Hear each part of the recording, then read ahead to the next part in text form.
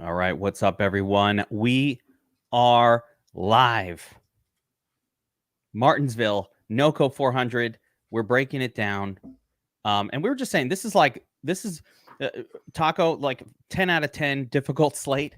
Yeah. Happening right here. I don't know what happened in qualifying. This slate is crazy. All the good drivers are in the back. All the crap is up in the front.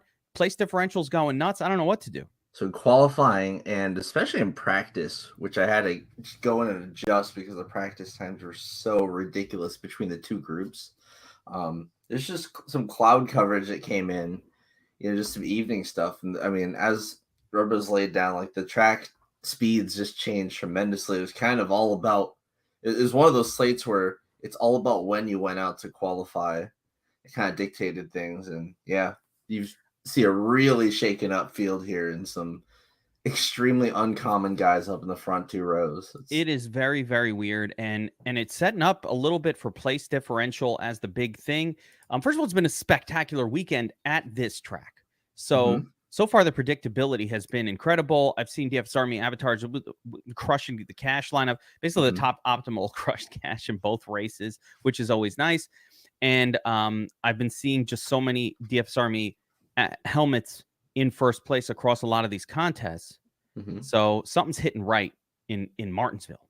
Even one of mine, which I had that crazy finish at the truck race where Heim led like every lap, but almost no one had him. You didn't even need him to put up like a top 5 finish in GPP. So it's pretty crazy to see that. Yeah, this has been, we've done really well at these short tracks, but unlike the Xfinity slate yesterday, which was, had all the best guys qualifying in the very front, basically no place differential whatsoever. You could afford anyone with a soft pricing. We go from that to this race here where the pricing isn't too crazy, but the qualifying was crazy, and we've got some seriously expensive place differential. Even at the very, very top, guys like Larson and Bell started back in 19th and 22nd, and you've got just the front two rows here, absolutely insane. All guys that we do not see as dominators here like ever. So yeah, this should be an absolute doozy. We could have a really low owned potential dominator on our hands. Lots of different ways that this race could shake out. I kind of like it. Yeah.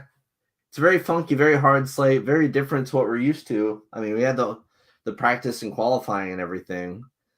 But yeah, it's just really strange. I'm kind of looking forward to getting into this one. Could have some potential rain issues coming up here. That's the last thing we need. That happened. I think it was the truck race. That was a truck race that got cut to halfway. That was the first race all season long that was rain shortened. You know what's messed up? Like, just once I want that to happen. When I was floating around the leaderboard as well in that truck race, and I think it froze when my best lineup was in 16th place. But like minutes before I was in first place, I was like, oh, let's freeze it now. Freeze it. Yeah, I was doing the rain dance. I got my calls. I wanted. So I rarely ever check during the slates, but I figured, why not? It's rain. It looks like it's pouring on the track. Let's see how we're doing here. Oh yeah, end it. Call this shit. It was like 11:50, like almost midnight. I'm like, come on, call this shit. It's way too late. We are public guys, by the way. So hit the like button. We're gonna do we do a freebie every once in a while just to give the public a little taste of what's out there. Since this was a really, really tough slate, I figured let's roll. Show the people how we roll over here. So show us some love, guys. Hit that like button. Do me a favor. So it looks like we have about the 40% coverage of rain starting around like 7 p.m. or so. So it could be a little bit shortened, but I think it's looking good, at least for the first like couple of hours of this race. The green flag got moved up a bit. What did they move it up for? I think they just moved. Yeah, they moved up to 3:00. Just so we minutes, that's another thing. We got to watch that time.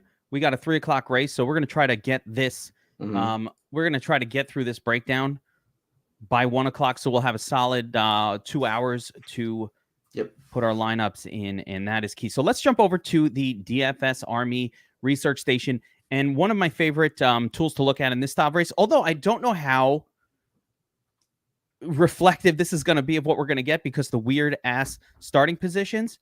But I mean, this is a it's very weird. linear track typically. Yeah, this It's is a pretty linear standard track. split. Typically, the pole sitter. Look at the pole sitter, putting up 61 fantasy points. All of the top 5 normally smashing. Yeah, and first and third do significantly better than second and fourth because starting on the inside line here is absolutely huge. So you got to kind of give a little bit of that early edge to Priest and Almirola, 2 teammates. Killer Priest. They're actually 4 Stuart Haas guys, and each of them are one of the 2 guys in each of the front 4 rows. How dangerous is it if I just want to fade all of them? There's definitely a case to be made for fading all of them because Truex and Reddick are pretty good options starting in the 3rd row there, especially like Truex there. But yeah, a lot of different ways this could shake out. Usually, we're going to get. Usually, there's like a clear dominator favorite from the first 2 rows. That's just not the case this week at all. Yeah, there's an argument to be made to fade it, but yeah, I just understanding that historically, I think it was important to put this screen up to see. Hey, historically, it's those top 4, 5, 6 starters here in Martinsville that seem to do well. And what's up with that? Why is that? Is it short flat track? Does that mean it's difficult to move up? Tons of laps going out to the people. So they just catch a bunch of lead laps and they just put those numbers up. As long as they finish okay, they're probably tracks fine. like these are where tracks like these are where starting position tends to correlate very heavily with finishing position. Just being up there and out front early and not having to deal with all of that traffic is pretty huge. I've been watching these races over the weekend, and yeah, it is pretty wild watching in the short track just how much the driving around the other vehicles and that component it becomes so important. It's very much like a road race in a sense where it seems like every you're constantly battling someone for position and you're like, I mean, they're almost touching, you're on a bumper. I'm surprised there's not more carnage, but how has the carnage been traditionally here at Martinsville? So I'd say there's a moderate amount of carnage. The thing about Martinsville, I guess, is the field does get shuffled a decent amount. They're projecting 9.5 caution flags thrown this thing, so take out 2 for the stages, about 7.5 natural cautions coming in, and something we definitely saw, especially in Xfinity, tons and tons of cautions here. I know they only recently started going here in Xfinity, but even in the Cup Series, I mean, we've had years where this thing has gone green. We've seen guys like Keselowski lead 400 laps and just win the entire thing. But typically you have a bunch of these 1 and 2 car spinouts. I mean, I don't think we'll be seeing the giant traffic jams and horrible restart wrecks that we saw in like an Xfinity or like a Truck Series. It's a little bit more cleaner in the Cups or Cup Series. These guys know what they're doing, but we will see these guys getting dumped, and they're pretty quick to call a caution here because there's just not really many places for these guys to go.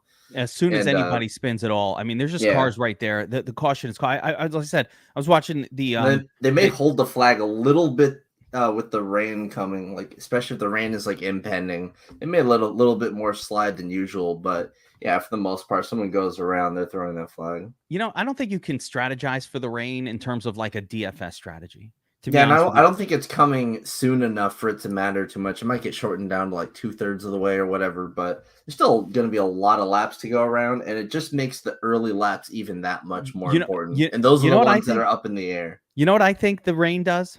So if I had to really what a rain shortened race really does in my mind is it gets rid of those last 5 laps where it's fucking carnage on top of just randomness because of everybody getting shuffled all around. And I kind of like that because that's where I feel like I always get burned. Listen, sometimes it works in your favor. It also opens up the doors for teams to do really bold and wild strategies and have an extremely unconventional winner, a la like Chris Buescher at Pocono. I think we've had a few times like Justin Haley at Daytona. We've had guys just make wild pit calls and steal wins just off of not pitting and just praying for rain. Yeah, I do think, this style of approach, dominators. Usually this is like an at least 2 dominators, right? That's like the rule we come into here. There's I mean, I think it's just at least one here, but there's even a case to be made for no dominators, and you just have hella place differential because some of these place differential guys have serious upside. Like look at Larson's average lead laps this season so far, 2023 short tracks. Let me turn around what you just said, because you do need dominators. You're not going to win this race if you don't have people who are leading lots of laps.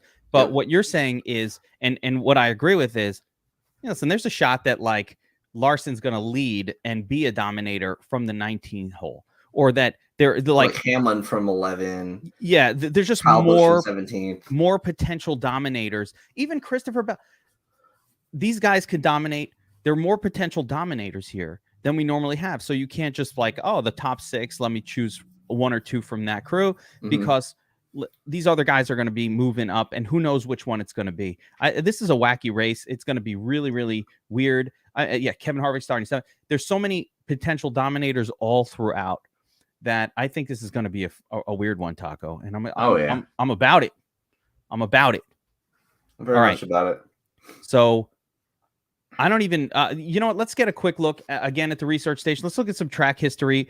What is relevant here before we get to the breakdown of the drivers? Like what am I looking at? Is Richmond finishes? Is that? Yeah. So the last 2, Richmond and Phoenix, those are important because the new short track package that we have, like the updated era package for that's what I'm talking about. Season. And then the rest of the finishes are just all of last year's finishes, which were the ones in the next gen. So, just to clarify for the simpletons like me, these last 2 races, Richmond and Phoenix, these guys were running the same vehicle, the same style of setup. If they were good there's a decent shot that they're going to be good here. Is that reasonable? Yeah, big fan of guys who have ran really well in both of these races so far. And so far, that's just been Hendrick. Now, NASCAR has kind of cracked down on Hendrick a bit, but I mean, as you can tell from William Byron's speed, they still haven't cracked the hammer down fully. But yeah, it's just been a lot of Hendrick, like Hendrick qualifying 1, 2, 3 and leading every single lap. Like Larson has an astronomical amount of laps led this season at the short tracks. We've got him and Byron. They've just led everything. So, but it's been Byron and Larson, and they have been spectacular. And it's like Byron, Larson, and oddly like Reddick, who have been these guys. But the return of Chase Elliott. Yeah, it's a big thing this week. He comes in off of a 6-week hiatus. Actually, both Chases are injured. Oddly enough, this week, Chase Briscoe is racing on a broken finger, and Chase Elliott comes back from fracturing his tibia. Yeah, I don't think the broken finger will be all that big of an issue for Briscoe, but I mean that just kind of happens to drivers sometimes. Will there be 2 dominators? Of course. The magic. I think the one little era we had, I think it was like 4 or 5 years ago, we had that one package that was like the high downforce package. It was just dog shit, and Keselowski solo dominated the entire race. Like I don't think we see something like that happening again. I think domination will definitely be mixed. There'll be 2, maybe even 3 dominators. The thing is, like 2 of those dominators could absolutely be like Larson and Bell or something, just coming from the mid pack. So I don't think doing at least 2 dominators is a very good move at all this week. I think that's terribly over restrictive. Usually that would be the move here if like all the good drivers qualified in the very front. No, you can't even do it. It's a weird one. Like I said, I don't even think. I do think one of the top, probably 8 or 9, is going to be like at least one of those guys is going to be in the winning lineup. There's just too many big dudes coming from like the 20s, 30s. Blaney, Elliott, Chastain, like all of those guys have been terrific here recently. But you also, like I said, there are good drivers starting up front. You got Willie Byron starting 8th. He's been elite here. Right. So that's a good thing. Truex could get up there and lead a bunch of laps. He's starting 5th. You've got Tyler Reddick. He's the other guy. Those are the 3, by the way. And then you have the shockers like Briscoe and Harvick, who could weirdly just get there also. Especially Harvick. Harvick has been awesome at short track so far this season. Like he's racked up the fast lap. Should have won at Phoenix. Like honestly, someone I'm kind of on. And his price is stupid cheap. But I guess we'll get to him as we go throughout this field. Yeah, I think I'm going to fade guys like Killa Priest and Almirola, and I'm probably not going to use too much of that. Can't full fade them though. If you're mass multi-entering, you gotta take some shots on some of these guys. Even in Almirola, I mean, Priest gets loose once. He's just out there leading 80 laps. Maybe. Yeah. Maybe. So just a real quick run through here. You can see the recent track finishes for most of these guys. And yeah, even Bowman's been decent. All the Hendrick guys looking pretty good. And then I like to come down to the cheap zone and say, hey, who's been good or not horrible in the punt zone? Because you need some punts here. There's so much place differential value at the more expensive levels that we're going to need a little bit of punt action to make it work. I think Colo is going to be really, really popular. Mm-hmm. He's sort of at 5K, doesn't need to do a whole lot starting where he's starting.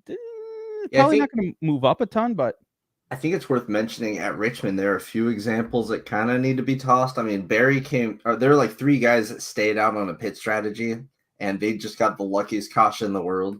I think Barry had knocked out a second place finish because of that, but no more Barry this season. But I will say the McDowell finish and I think the Ty Gibbs top 10 also, those can be taken with a grain of salt because they were just massive hits on the pit strategy.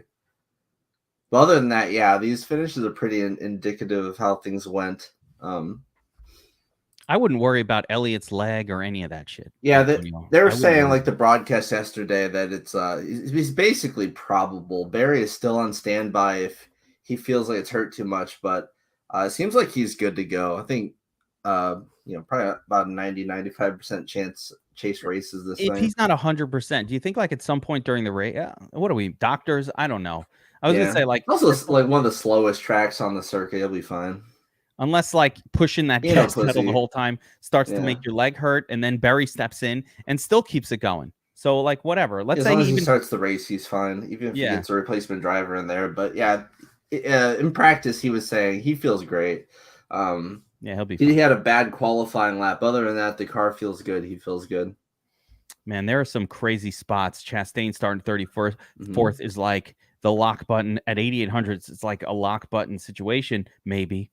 Blaney starting 31st. It's crazy.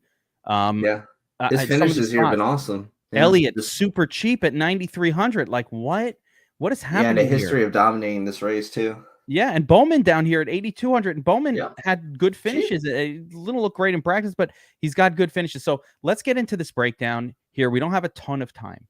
So I want to kind of get that going. I'm going to bring up your notes, Taco. Remember, we've got notes from Nilly. We got notes from Brady. VIP only. If you're not set up, by the way, as a DFS Army VIP subscriber, this is we do these pods for every race, Truck Series, Xfinity, whenever we can, as long as we have the time for VIPs. So if you like NASCAR DFS and you are not a DFS Army member, what the hell are you doing? Why aren't you with the best team? Don't you see who's winning these tournaments? Get in there. You want to get signed up as VIP, or smash the like button, subscribe to the channel. Let us know you like these kind of breakdowns, and maybe we'll do a little more open to the public on occasion. Promo code Taco. What's that? Promo code Taco. Promo code Taco gets you 10% off. 10% off the NASCAR subscription. Get access to the Domination Station, these notes, breakdowns, everything for NASCAR, the best in the biz right here. All right, so let's get into it top down here. And we're starting with Willie Byron, starting 8th.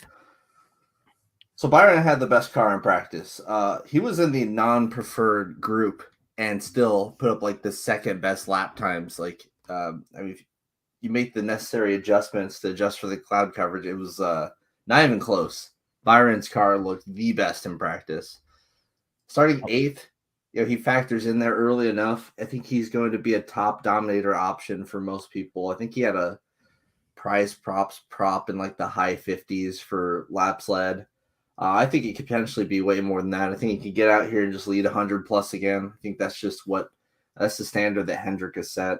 Larson's a little bit farther back. Actually, all of his teammates are a bit farther back. They did not have good qualifying times, but Byron's got to be the top dog in Hendrick, and Hendrick's just the top dog in the sport currently.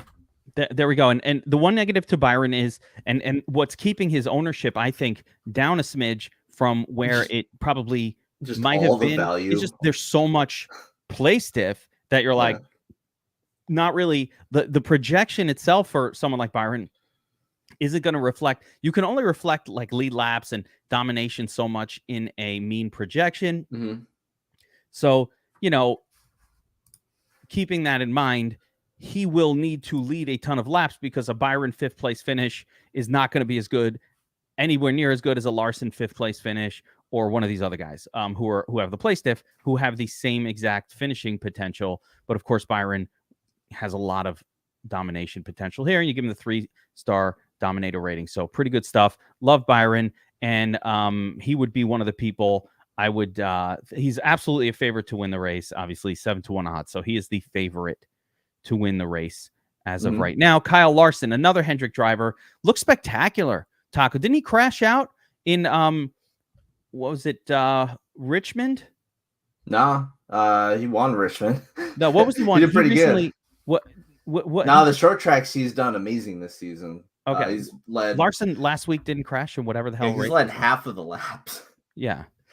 So per 400 laps, he's led 173 of them so far this season, with 50 fast laps, bested only by William Byron's 55 fast laps, and that's gapped out over Harvick's third to 37. Then no one is really over 20 in that fast lap stat. So those guys have had monstrous speed.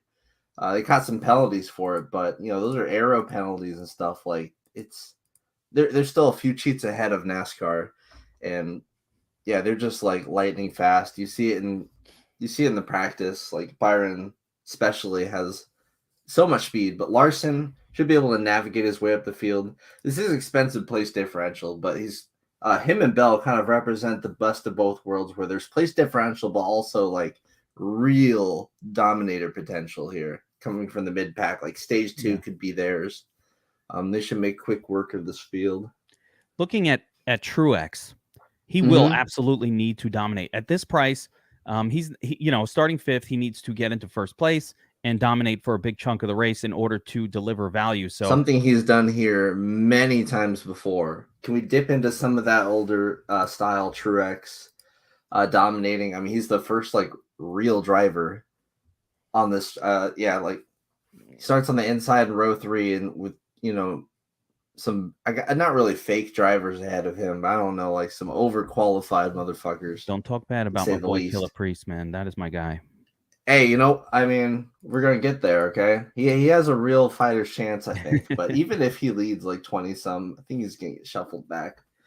I agree. And yeah, Truex is that first guy, but I think it's important to understand when you're rostering Truex that you probably he needs to dominate a large portion and still hang around the top 5 to get. Yeah, and I'm not entirely sold on him because his practice times are pretty shit. Him and Bell had really slow practice times. Not really looking like their usual selves there. But I mean, Truex did look good during the qualifying runs at least. I asked Brady a little bit about the practice times, and he was kind of saying that a lot of these guys brought a colder weather package to what was a hotter qualifying because today was supposed to be cooler, and he was a little skeptical of some of the better drivers that had a rougher time because of that. Yeah, and driver skill is going to come through here majorly, especially when it comes to like if there's long green flag runs, being able to manage your equipment and save your tires, save your gas is a really important thing. That's kind of why. And also just fighting in traffic, being able to demand respect while also being aggressive and pushing forward matters a lot here. And you can, I mean, the guys are good at that time and time again. Usually most of the JGR guys are very impressive in that. So I don't have many worries about like a Bell being slow in practice. They're going to finish top 10. Like that's kind of what going to happen. That's kind of what I was thinking, Taco, that like, I love these driver skill races because we kind of know who's good at the short tracks. Yes. It's very apparent. Like Hamlin could be like 35th in practice, and he's still going to find a way to get 4 pit penalties in one race. But fight his way back each time, get up to like 2nd or 3rd, and then another pit penalty. Hamlin loves to disappoint. Logano. Yeah, Truex could be low owned too. Like he could dominate this race in a major way. That would not be too shocking. He's probably the best Martinsville driver in the field. Maybe you could say Kyle Busch, but it's been a few years since he's been elite at Martinsville. I mean, Truex won in 2021, won in 2020, won in 2019. Just an awesome track record of constantly being a top 5 threat here. Starting up right towards the very front on the inside line. He's probably my favorite early dominator. It's really tough with this slate, but more than Byron? I'd say Byron's probably my favorite overall for the race. But I think like early on, I don't know. It's kind of between like Priest and Junior, Priest and Truex Jr. for just like kind of leading off the initial rip. I'm really surprised at your ranking of Hamlin here. I feel like he is expensive. He's starting in weird place. He's good at all short flat tracks. He's good. Yeah, when is he dominating anything? I don't know. He has the second most average lead laps here. This year, I haven't seen this guy out front this year at all. Recent Martinsville lead laps, he's second. That's some old shit, bro. That's some old shit. It's literally recent. No, that ain't last year. Look at his recent short flat track, 20 and 23rd. Fuck this guy. Like I said, Hamlin's the only guy that was able to qualify up there with the Hendricks so far at these short tracks. It's not the good finishes, but he has ran up there. I mean, his finishes are not really indicative of where he has ran at these tracks. I think there's a way of showing that. Yeah, you can go to the average position versus actual. You know how I wait, where is that? Yeah, he's like the highest, I think second highest on the entire slate when it comes to average position versus actual finish. Just at the recent 2023 short. Yeah, he's number 1 on there. So he's actually got the most hidden value. So, on a surface level, it may seem like Hamlin's kind of sucked this year at the short tracks. He's actually been running significantly better than his finishes show. Taco, I like to shit on a driver on these podcasts that eventually wins the race. Yeah, you just they hear you. They hear you. Is this that guy that I just want to shit on him? I would never talk shit about Hamlin at a short track ever. Like, he's proven beyond a shadow of a doubt that he's that guy at these short tracks. Like, you don't want to fuck with him, especially like New Hampshire. Like, nah. You won't catch me talking crazy about no Hamlin. Oh, man, I know, right? Hamlin. Fuck this guy. I'm not paying 10-1 for starting 11th when I can get Blaney at 31st for cheaper. I think just Blaney is such a lower chance of leading a bajillion laps, but how about give me Kyle Busch at 17? Same guy. But I mean, comparing them straight up, it is hard to take him over Blaney because Blaney do be finishing pretty nice at these tracks. Blaney's fine. I mean, there's Chase Elliott. All right. You can't only play these types. There's too many elite drivers for a little bit less. Starting further back, you start playing. You get one of these guys. Yeah, of course. That's kind of how it works. One of these guys. So Hamlin, you can't have Hamlin. But being underweight on the Dominator here is death. Yeah, you have to get it right. But how much? As much as we love the place differential, how much exposure do you need to that one guy? Because you can't have all these types of exposures on Hamlin and Logano and all the same, and you're not going to get there because you've got to get these other guys in your lineups. So, Joey Logano, another one. How do you feel about J-Lo here? So you have to not play somebody, and I guess I'm kind of leaving Logano for the birds here. He was not very impressive, like in his Phoenix run, which not too happy to see there. The practice times weren't anything too crazy. He's always going to have a good finish here. Like, he's going to run top 10. As far as dominating, he hasn't exactly done that recently here all that much, but he's still kind of alive for that. Again, you just got to kind of pick and choose who you will and won't play here. And I'm more about the JGRs and Hendricks than I am Penske here. I'm not huge on Penske, and if I'm playing a Penske motherfucker, it's going to be Blaney, who is much faster in practice and obviously gets an amazing starting spot for cheaper too. You have to make sacrifices. We're coming to some all-in plays, place differential plays here. You got to make sacrifices, and you can't have these expensive guys who, if they don't lead and dominate, it's not going to get you better than the play stiff guys. So, it's just the math of Hamlin going from 11th and finishing 5th versus Blaney starting 31st and finishing 11th, and Blaney does better. Does better. So Kyle Busch is interesting. I think he falls in kind of a Don't know what's going on with him kind of category. Starting in a little bit of a weird play stiff spot. But, you know, it's been all right this year. I'd say he looked quite speedy in practice, although it was more of the short run speed, not as much the long run speed. So this thing's like a caution fest. I could see Kyle Busch kicking it here, but he's kind of in this weird zone with Logano as well. I mean, he's got some solid place differential to work with. Don't get me wrong, and you know, short flat tracks usually kind of his jam, but yeah, it's hard to play him over Blaney. But also, I think Blaney's going to keep his ownership quite low. He's going to be just a lower owned dude than usual. It's just, will that hurt you or not? I don't know. Man, I don't know if Kyle Busch at that spot needs to dominate. Also, like, you know, it's just so much easier for your finger to go, you know, plop right on the Blaney play starting 31st. Or Chase. I mean, come on. You're going to click Chase Elliott, I think, over any of these guys. So let's actually talk. So, yeah, Busch looked pretty fast on his, I think it was the single lap. Yeah, it was like he had a good short run speed. It kind of fell off a little bit. Yeah, his best lap was decent. Nothing exploding. Like I said, the one guy who sticks out, and we'll get to Reddick in a second, but Reddick definitely looked. Reddick had the biggest fall off, though. I'd say that Byron was the one that stuck out just overall. All right, let's talk about these two core cash, core GPP, just core plays. Yeah, if you can afford them, you're slamming these guys. Well, this is why you don't want to be spending too much on the 10Ks, because Blaney and Chase Elliott, 31st and 24th respectively.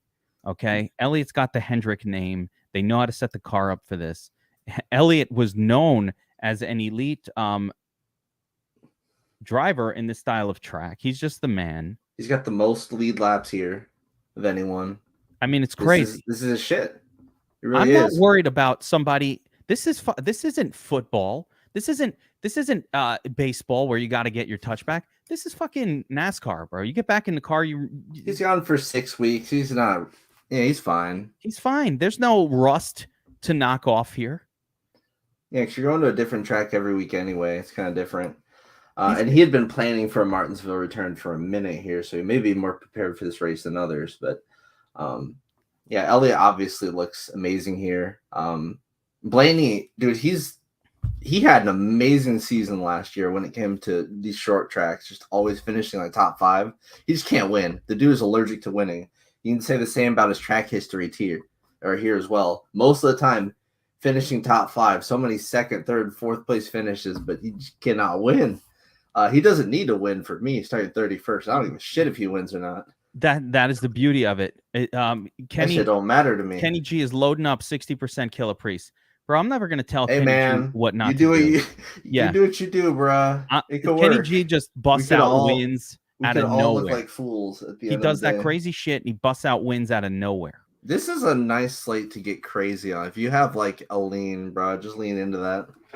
Yeah. What's the max exposure? If you want to go 100% Chase Elliott, Shane, I would do that. So as far as the max exposure, I'm going to say 100%. Now, don't do that for everybody.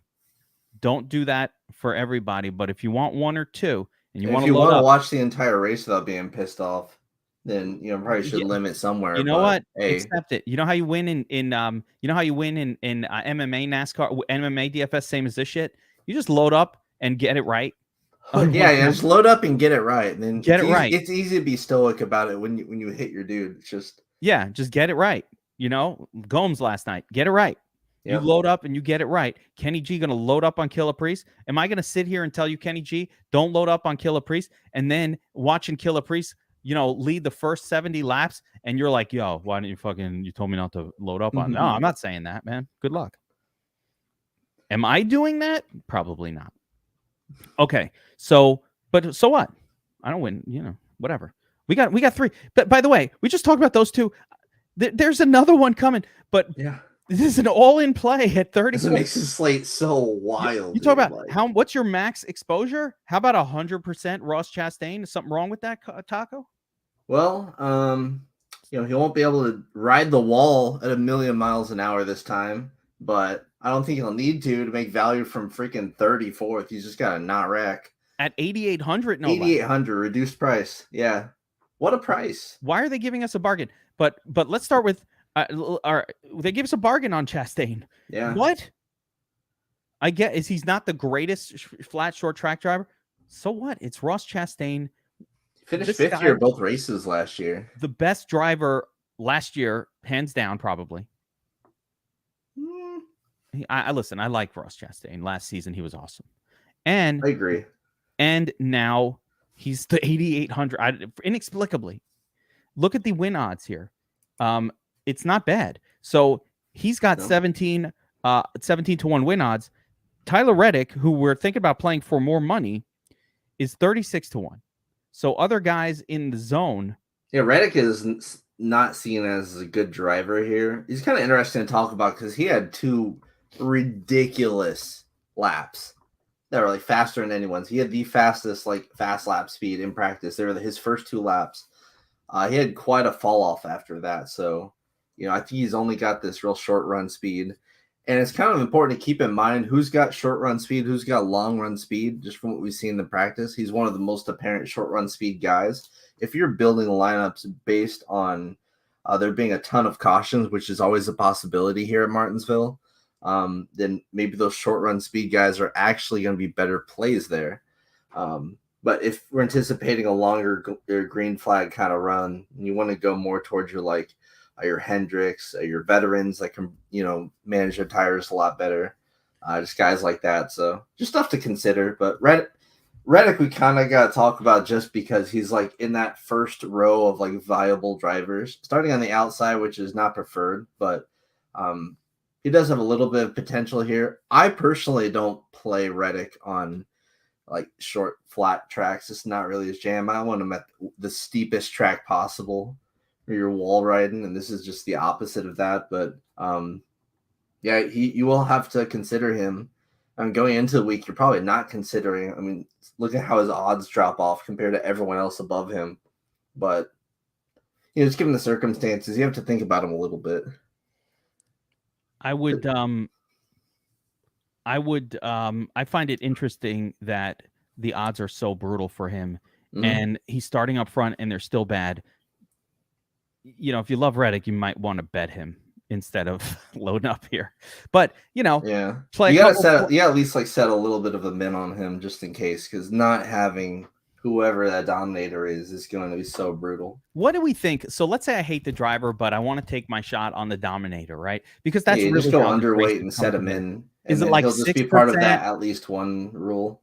Yeah, but is it like 6%? What do I need to force of Reddick to be like, all right, if he does do it and it's a surprise, he pulls a fucking Corey Haim, license to drive, he does it. Yeah, I think on Fanduel especially, I think a lot of people are going to play him. I don't know. It really depends on like his ownership. I think people see him as like a cheap early dom, but I mean, sandwiched between all those place differential plays, maybe it does go lower owned. By the way, I want to mention 106 people watching live. What's up? What's up, guys? Smash that like button. Make sure you're subscribed to the channel because we've got DFS shows, prize picks, all that kind of stuff going nonstop here on the DFS Army channel. Breakdowns, NASCAR. Every once in a while, you get a freebie like this. So you want to be subscribed. You want to have the notification. If you're not subscribed to DFS Army as a actual VIP, at least you can get these breakdowns when they hit. So make sure you're subscribed to the channel, guys, and hit the notification so you know when these videos are coming out. All right, so here we get to the zone of drivers starting up front. Yeah. That we don't like. Starting to get towards a bit of a dead zone in this slate. Yeah. So Briscoe I don't like. Harvick I absolutely love. So well, let's get. I was going to go Briscoe. Yeah, we'll get there. Kind of Swizz and but yeah, Briscoe start with here. This is just not a good play. I don't think 41 to 1. Starting on the outside too. I really don't like that. This is a play of a weird guy catches fire. Overpriced too. He really got priced up. But I mean, I guess it's fair because the 2 short and flat tracks we've been to this season, he's actually ran pretty damn well, like top 10. So I mean, I guess I understand, but more expensive than Harvick? Draftkings is trolling putting him more expensive than Harvick. Ridiculous. That's just weird to me. And Harvick has made these races his bitch. The one negative is, starting 7th, there's just not a whole lot. He could dominate and all of that, but there's not a whole lot Yeah. of play stiff to be had here. I just And like the fast laps he's been getting. He's been getting fast laps consistently this season, at least in this package. He seems to really, mesh well with it. I have 2 cash lineups this week. He's in one of them. I think it's fascinating that you mention him for cash because I don't think I would go that way. I would, definitely. He's the safest finisher in the entire circuit, and I think he's just gonna run top 10 all race here.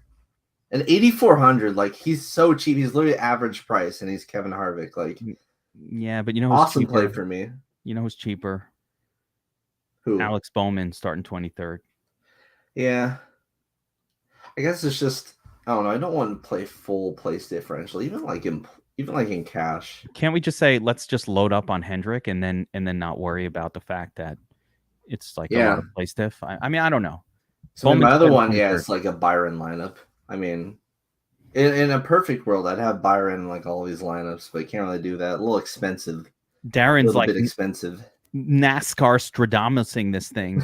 You're already understanding that Bubba's going to fuck shit up in the front and not finish the race. That's definitely happening. Bubba's best track. Is it? We'll get to him. All right. So, but again, Bowman, great. Play stiff, cash playable. Less, I would call him nondescript relative to like Chastain, who's better, and Elliott and Blaney. So I guess if you kind of start here and you go Elliott, Blaney, Chastain, you like start it. Yeah, and then you kind of look and you're like, am I going Harvick? Am I going Bowman? Do I have enough play stiff? Do I need to keep doing this? Yeah. But I mean, Bowman's going to be on that list of buttons that you want to push. Is he good on short flat tracks though? It's good. He has decent finishes, but is he actual good? So he was absolute dog shit in practice. That's my qualm with Bowman. Like, he was really bad, like 3rd worst in the entire field, and he ran a good amount of laps. So like he's won here before, like in the playoff race in 2021, he won to advance. I think he was already out of the playoffs by then at that point, but I mean, he can get it done here. Finish top 10 at Richmond and Phoenix. Again, just he keeps it really low key. His pricing will probably make him popular, probably for the first time like all year this week, because I think you can kind of get him as like a 4th driver, maybe if you're doing some like lower 9K play stiff plays and like a somewhat of a cheaper Dominator, or especially if you go with the Dominator that's like a Priest or Almirola. Those lineups kind of are going to really be attacking this like 8-9K place differential range a lot, and Bowman is really cheap when it comes to that. I think the fact that he is driving a Hendrick car is reason enough for most people to want to play him, and his finishes have been fine. I guess I'm just concerned about that practice speed. It looked atrocious, to say the least. Yeah, somebody is going to fuck us all, by the way. Darren, you are correct. Which one that's going to be, I don't know, but there's a couple of those kind of names that are coming up right now, like Daniel Suarez, the most nondescript. It's going to be a guy starting in the back, I'm pretty sure. You think so? I think it'll be one of these. You're way more likely to run the carnage starting from the rear. This is just kind of naturally how it is. I think it's going to be one of these. You start up front, you're not going to be running into nobody. They're going to be falling behind you. I feel it. It's going to be like Briscoe, random. Suarez just always sucked here, and all of a sudden it's just in the front. Oh yeah, that kind of reverse carnage could also come into play, a la like Heim in the Truck Series. But maybe they're low owned enough it doesn't really matter. I don't know. So I mean that's this whole zone here. So you got Suarez starting 2nd. Nothing special. 41. Despise this place. He's probably going to be the guy I'll let beat me, because I really don't see it. I don't know. The odds tell the tale a little bit. Like, Buescher 36-1 starting to normally see when you see these odds. I want to point out that the way the odds actually work in these, the odds makers will boost you if you're starting up front. So this 41st, this 41, this 36-1, these are accounting for the fact that he's starting 2nd. Like, it would be worse if he was starting 15th. It's a bad scene. That is not a good scene at all. Like, you don't want this. This is telling us these guys are just not very good here. Suarez has been awful here. Even in JGR equipment, he never did a whole lot. So, and last season in particular, like, he is bad at the short tracks. I think 9th was his best finish, and the last 3 he's finished outside of the top 20. Just not his track type, really. Busher also. Busher been running a lot better, and actually, this is one of like his better tracks. To be quite frank, it's just starting 10th. He's really hard to use, and he's priced up, which he should be. He's kind of getting some respect finally, but it's hard to play him. Very, When very, these guys very start to hard get to that, play him. when these guys start to get that priced up respect, we have to adjust our mindset, and it's hard to do it. Because 7-8, that's like so much worse than 7-3, which is what we'd be used to seeing for like Busher. Yeah, it's we're used to like, oh, he's kind of scrubby, but he's finishing in the top 12. This is a guy I like to use a lot. And now it's like, no, wait a second. Now he's kind of finishes 12th. There's nothing there. Yeah, now he's kind of priced like in the good zone, and starting 10th, even at 7,800. This is the dead zone. You could, I will not have Busher. It's the dead zone. And why would you play Busher when you've got Keselowski for 100 less, starting 21st, who's like been good? Same equipment, and this is a driver skill track. I think this is where his downgrade in equipment kind of matters less than other tracks. I think Keselowski would be a popular option here. I like that in cash as well. So this is where a lot of the money is won or lost. So let's. I really like Keselowski. I think he's going to be a nice fill-in spot. Not going to dominate most likely, but could get to that top 10, which will be enough at 7,700. Austin Dillon starting 18th. Dillon's someone I've not liked this season. Really, the thing he has going for him here is in this spring race last year, he finished 3rd and had a really good run. When he's been slow in practice so far this season, he's done pretty poorly, and he looked dog shit in practice. So did Keselowski, by the way, to kind of keep things in check. I don't know. This range is just tough for me overall. And then we get down to these like overqualified guys. It's just a giant dead range to me. So Keselowski sticks out more than he does just because he's surrounded by much worse plays. So let's get into the worst play. Austin Dillon, again, the place diff is a little nondescript for me. He hasn't been that good. Nah. Probably not our guy. Killa Priest, he's starting on the pole. Yeah, this is where, starting on the pole at Martinsville can be nice. Especially if this thing is rain shortened, it's going to make those laps matter even more. So Priest he comes from the Well and Modified series. He is very good at short and flat tracks, and he's shown that he's been able to do things in this good equipment jump, which before he was in like Ricky Stenhouse level equipment. Now he's up at Stewart Haas, and Stewart Haas obviously has speed across the board. They all qualified in the top like 8. They're looking pretty sporty, and he's out there up front. I think he can lead a decent handful of laps. Will they be enough? Will he get shuffled back? I don't know. He has a glass floor, absolute glass floor. He could be fucking terrible. This guy is ceiling. I don't know. He would potentially lead like 50, 60, 70 laps early on, but I think there's going to be early cautions. I think there's going to be just good drivers driving through the field that can take him on speed. I don't think he's really all that safe, even with a teammate starting behind him. It's too long of a race, Taco. Yeah. This isn't trucks. Okay. Here's how this goes down. Mm-hmm. Priest is going to lead the first 20 laps. Like, he's going to be up there for a little bit, and you're going to be like, fuck, I faded him. Right. Mm-hmm. And then what's going to happen is you're going to realize there are 400 Dominator laps to go around. And this was just the first 20, 30, 40. And you need 100 laps of domination. That's 20 points, right? But you start moving back from 1st to 10th, you're giving those points back real quick. So I don't see him leading 100 laps. That's a long ass time. But if he did 50, he got 10 points. It's not like he even showed stuff in practice. He's around like 25th in speed.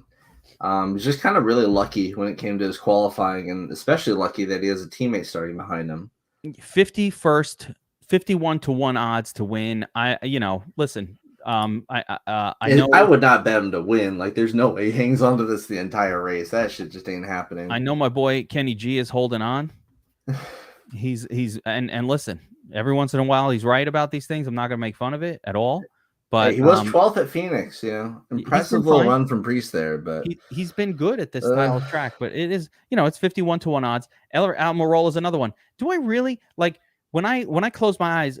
Let's say you smoked a little weed, right? And then you close your eyes and you're envisioning this race, and you can see it in your mind space, right? Because you're at that plane of existence where you can kind of like envision things that are going to happen.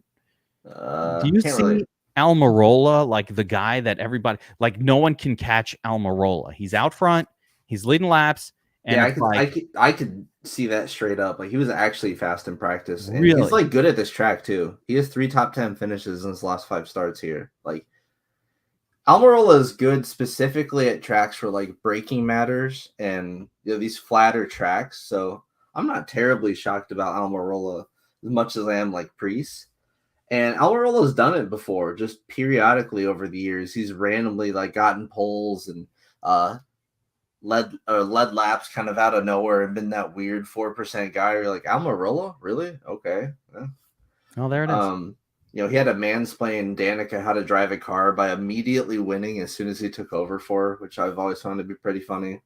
So you're saying he's I will have a bit of I'll have a schmeckle of some Almirola, a little schmear of Almirola. Yes. I mean, it's much more likely that if anyone's leading the early laps, it's going to be Priest. I just think that Almirola is going to finish better than Priest. Like, he can actually hang top 10 all day. Like, I see that being way more likely for him than like a Priest here.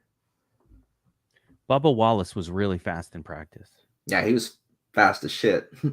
He's kind of good here. Usually him being fast as shit in practice does not translate to the actual race as much as with other drivers, but this is one of his best tracks. Yeah. Starting 9th. Mm-hmm. GPP mix. I think you nailed he's cheap enough, Yeah, I think you kind of nailed, like, do I see Bubba leading anything? No. Is Darren right? And Bubba's probably gonna cause some damage and trouble and fuck everyone. Yeah. But the problem with this whole range is that I would rather just like punt hella cheap so I can get more expensive guys. Well, that is how, when I've built some lineups, how that's went. But there is one driver, and Ty Gibbs is another fadey kind of meh situation. Yeah. I don't really see any reason to play him. Austin Cindric, though, is interesting. Because Austin Cindric, yeah, and you got to mark as a potential cash play. Is he good at this style of track? Because I like where he's starting, and I like the price, and I kind of feel like Austin Cindric is a pretty good driver. Yeah, he's still young and new to this. He didn't get a single top 10 finish at short tracks last year, which is, concerning. But his best finish did come here. He finished 11th in the spring race. I see him just running 10th to 15th most of the time. He's got a decent floor, not the greatest ceiling or anything. But he's a fine play at 6'8", just cheap.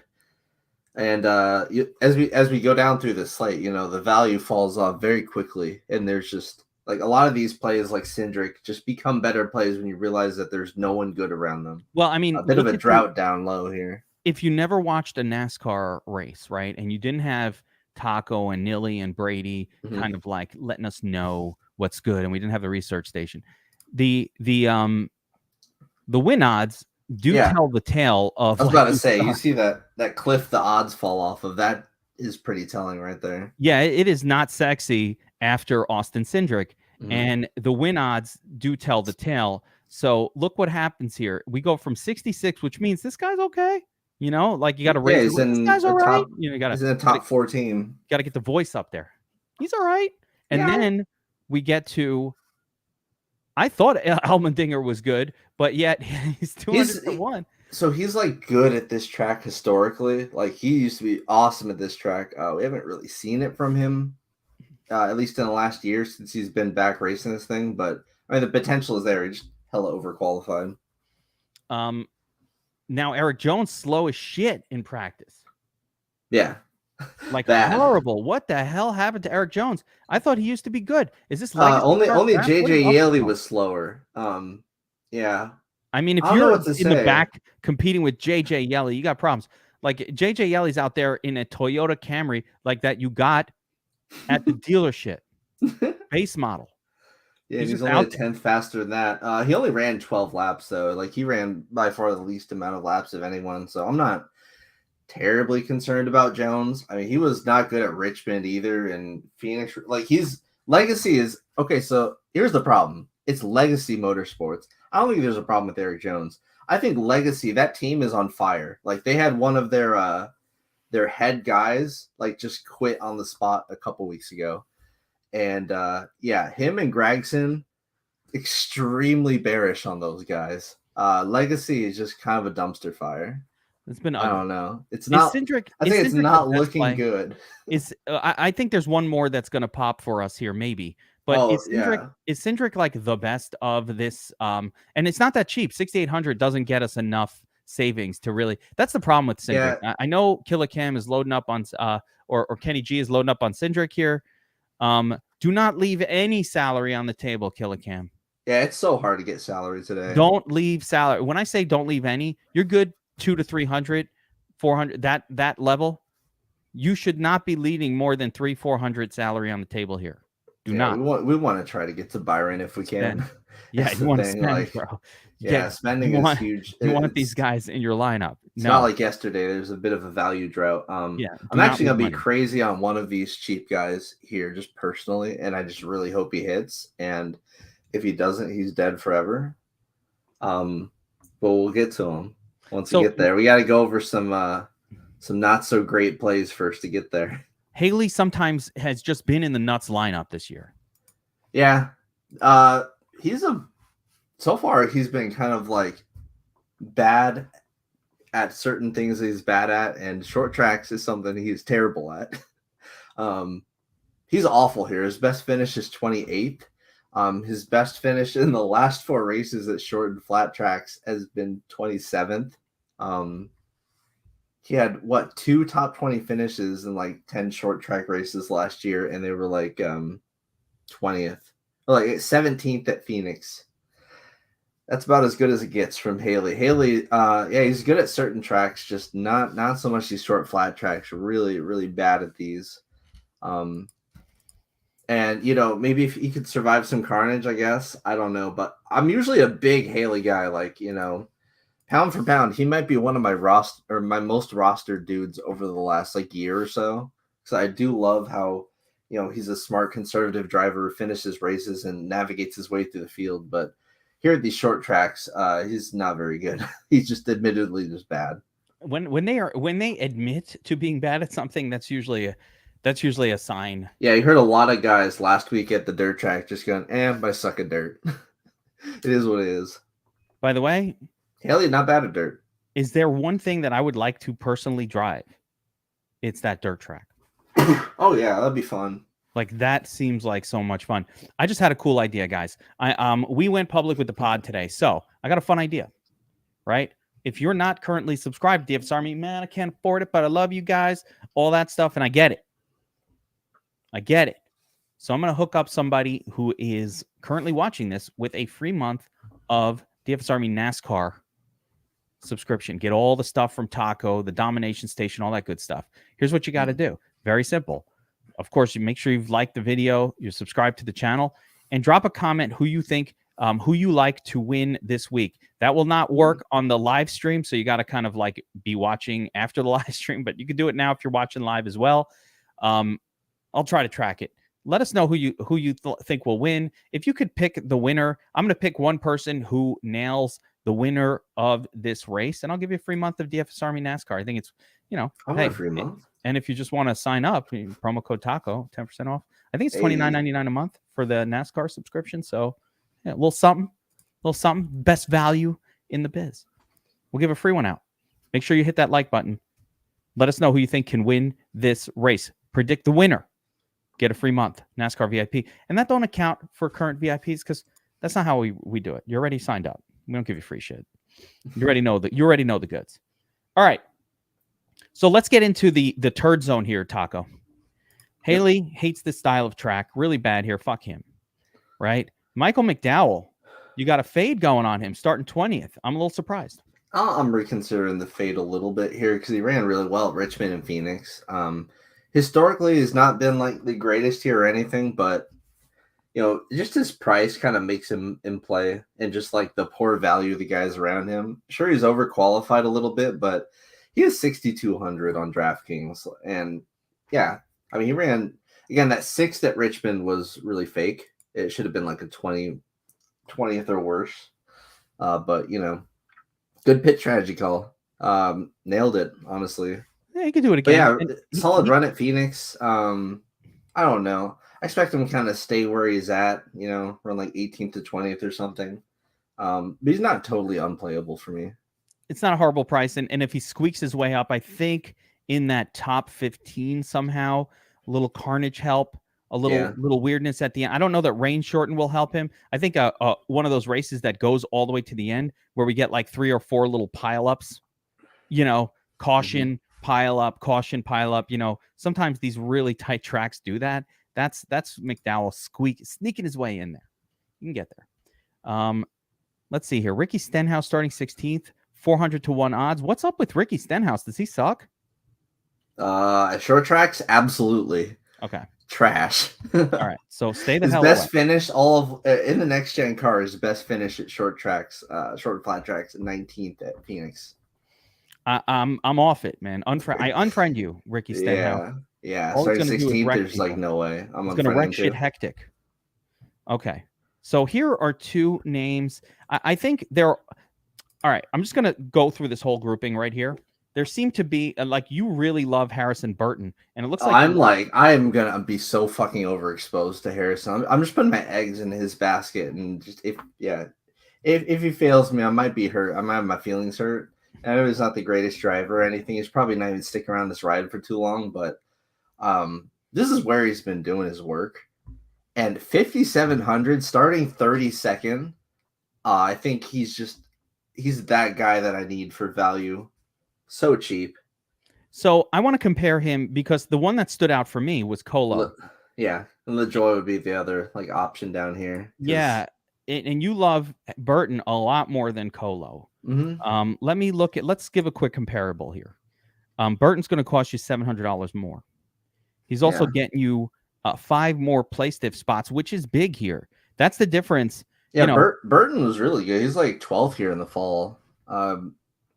Ran top 23 of the last 4 short flat track races they've been to, and at Phoenix he was just taken out, so he didn't really have a fair chance there. Don't really have too much else going for him, but yeah, 1,000 to 1.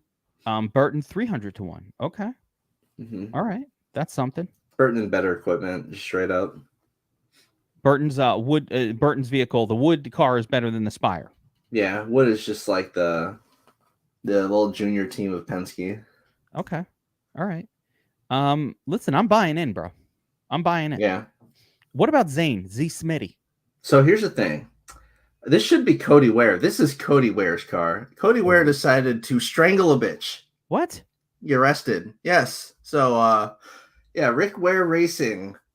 What is wrong with people? Hold on a second. What the Rick fuck? Ware Racing they're in shambles right now. He's living the life. Like this kid, last place driver. Oh, is he living that life of the last place driver? Starting, not parking anymore, doing his thing though, getting paid minimum salary. Running for grandpa. Just tired of finishing last every week. Gets pissed off. He's like, takes it out on his wife or girlfriend. I don't know. All I know is they strangled a woman. That's all I need to know. I couldn't care any less about. Could it be him after that? I don't know. Could it have been one of those like El Presidente things, like Dave Portnoy? All right. Don't get all Bill Burr on me and be like, all right, so what'd she say? No, that's horrible, man. What the fuck is wrong with these guys? You have a good life, everything's going for you, and what are you angry about, you asshole? Anyway, fuck that guy. Fuck that guy. He's out of here. Anyway, Zane Smith is really good, like really good. He's going to win races in the Cup Series eventually.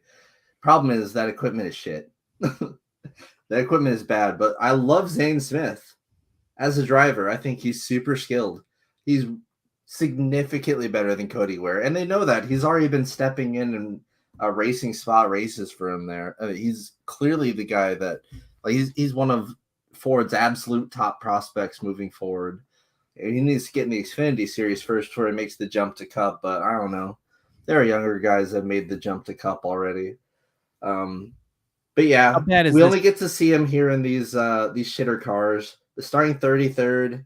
I mean, he's honestly been really impressive as far as like not getting pit penalties, racing conservatively and smart around others. Like I don't have concerns about Zane Smith, the driver. I just have concerns with this car because it's freaking Cody Ware's car. Cody Ware is, I mean, as scrubby as the scrubs go in terms Yeah. of Cup Series. So, you know, it's tough to see Zane doing a whole lot here. And of course, why would you play him when Harrison Burton is right there for cheaper, better, and everything? So I just wanted to get it because I know Zane Smith. I guess from truck, I know the name, and he's good in whatever Yeah, I series he mean, drives in. he has 300 to 1 odds just because of his like cups or his truck series success and his name brand value. But Yeah, I mean, there's actually, no, right you're here. not actually like he should really be 1,000 to 1. Yeah, I mean, right here. I'm looking at it. So he's in the JJ Yelly. Yeah, Rick Ware that's what we're racing. working with here. Imagine Rick Ware and the issue, the conflict that's going on. Bro, it's just gonna be Rick's Racing eventually if it's really bad with the Cody Ware thing. Yeah, He's just kind like, of it's my supposed kid, to but be you're fired. grandfathered in. Yeah, Pun intended. it's my grandson, but you're fired, Yeah. asshole. Yeah. Harrison Burton. So after Harrison Burton, Todd Gilliland. So Todd Gilliland, Whole former thing. driver of the current Zane Smith truck, he's actually coming in with some of the hottest form there is in the Cup Series. But I don't really care because he's starting 13th, and I will let everyone else play the game logs on him because his finishes have actually been kind of out of this world. 15th, 10th, 15th, and 8th last four weeks. It's crazy. But yeah, I'm gonna let the field eat that right up. There is no way. 400 to 1 odds. You know, it's not a good scene here. And Although, then Gregson's car team is a dumpster fire. Could we say that front row is just looking better than it has in the past? Like front row, yeah, pretty good. Yeah, they've made strides forward with the next gen car. They're one of the top teams to capitalize on the increased parity. I think Todd Gilliland is worthy of a couple of percentage points of ownership. Starting 13th, man. It's just the price. I guess just like a heat check play, maybe. It's just the price. I mean, 5,500 again, 400 to 1. This looks horrible, but what if there really is something about if there's some other reasons, maybe, but he was also dog shit in practice. Hasn't been good at this track type, really. I mean, yeah, it's not a good. Did finish 14th in the fall, so I guess there's that. Yeah.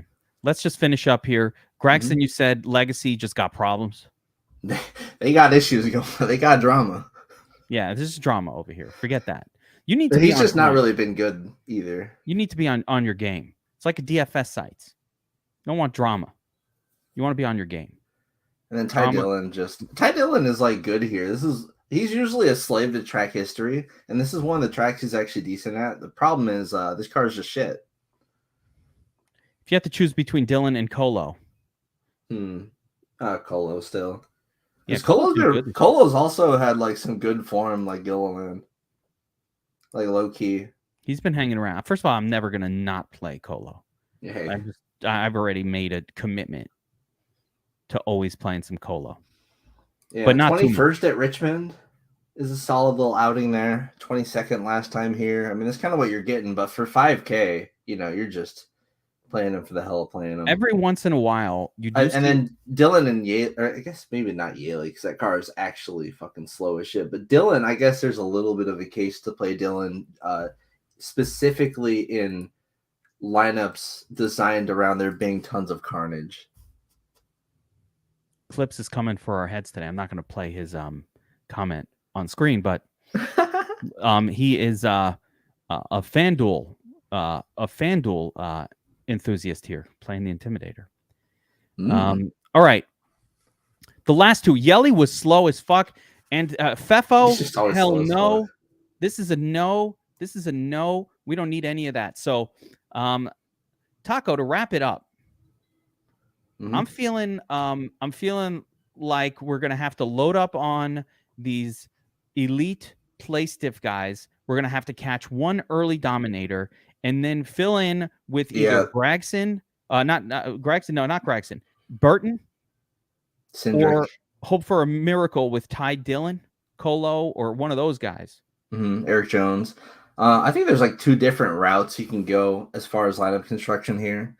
You could avoid the Briscoes, the Almirollas, the Priestes of the world, and go for a more expensive dominator. Like you can go William Byron, and you're gonna have to kind of punt heavy to make that work. And might have to concede a little bit of like the really, really expensive place differential, which I know it's not really what you want to hear. But if you want to avoid the scrubs, you got to do it. Then there are lineups that are going to take advantage of the fact that maybe one of these low 7K guys could dominate for a bit out there early. Suarez, Priest, Almirola, grab one of those guys, and you're kind of going to be able to pick and choose whoever you like for the rest of the lineup, especially if you give them a decent amount of the dominator points. You just get a stage 2 and 3 dominator. Just kind of pick your poison from really anywhere. Even some of these guys like Chase Elliott starting back in 24th could definitely dominate. Hell, even like a Blaney. We've seen him dominate a bit here.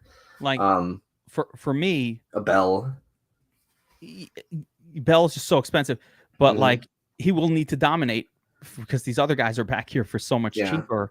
I don't know that I want to pay up for the dominator. So like for me, I don't know that I want to like not dominate for the play stiff guy, but like you need to get some Larson.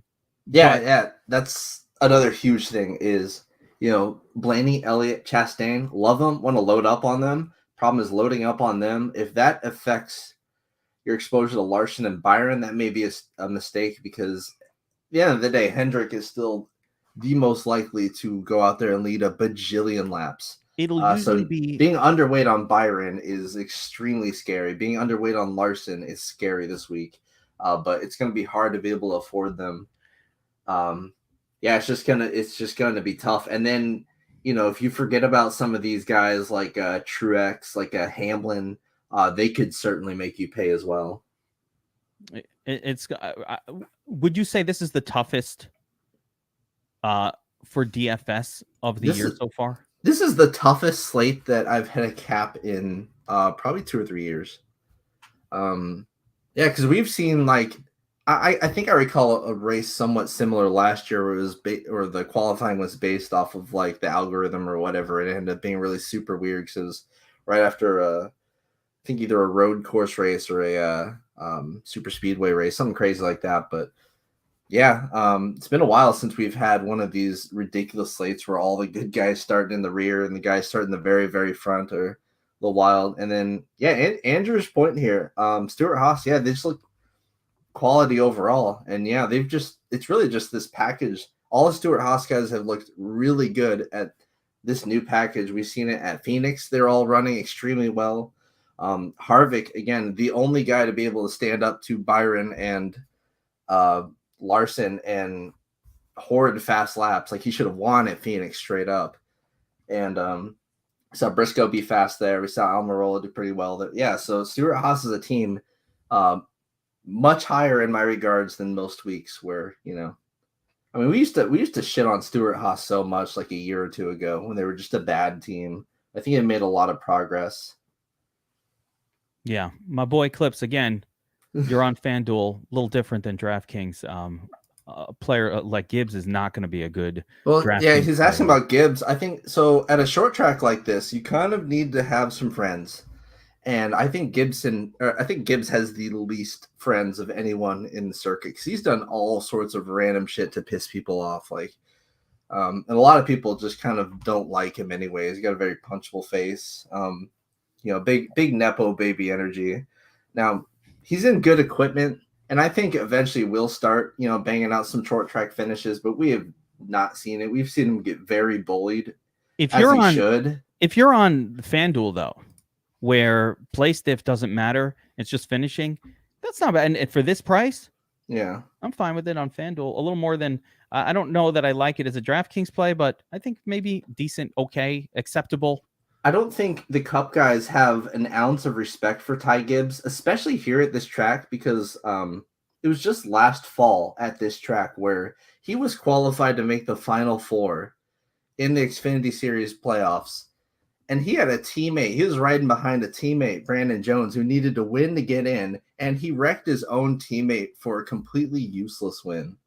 That's one of many reasons why I'm not on Gibbs. It's just Also, we got late breaking news. Joey Logano to the back.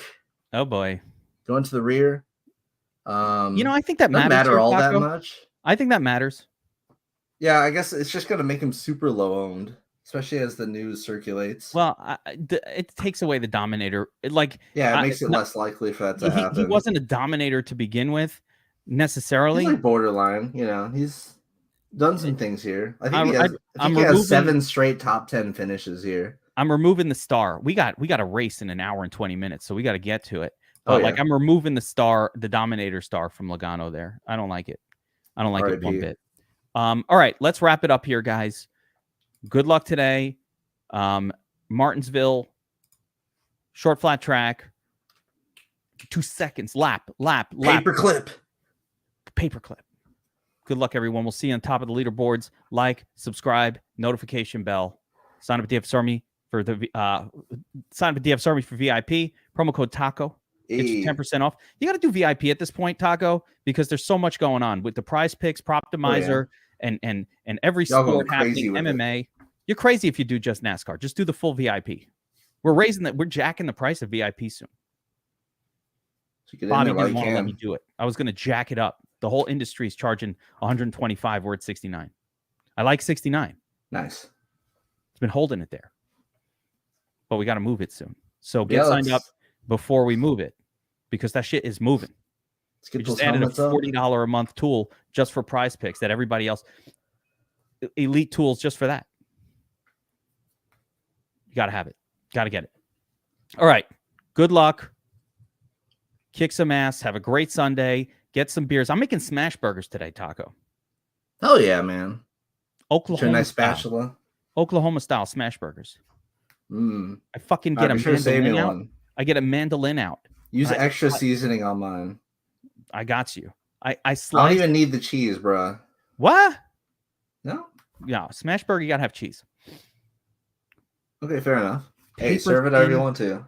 I use a mandolin to get the onion slices paper thin. They melt in your mouth, not in your hand. They melt in your mouth, not in your hand. I don't know what it is. Sounds you know what a mandolin is?